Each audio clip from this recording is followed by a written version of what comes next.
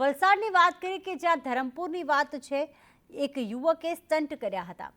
નદીમાં ગાડી ઉતારી અને સ્ટન્ટ કરતો વિડીયો વાયરલ થયો છે. રીલ્સ બનાવવાના ચક્કરમાં સ્ટન્ટનો ક્રેઝ વધી ગયો છે.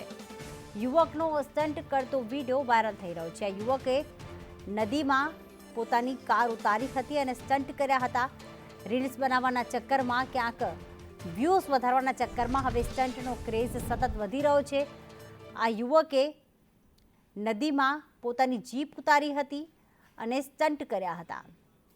જાવેદ અમારી સાથે જોડાઈ ગયા છે. જાવેદ, વારંવાર આવા યુવાનો કે જે રીલ્સ બનાવવા માટે જીવને જોખમમાં મૂકતા હોય છે, એમને ધરપકડ કરવામાં આવે છે, જાહેરમાં માફી મંગાવવામાં આવે છે, તેમ છતાં આવા વિડીયો તો અટકતા જ નથી.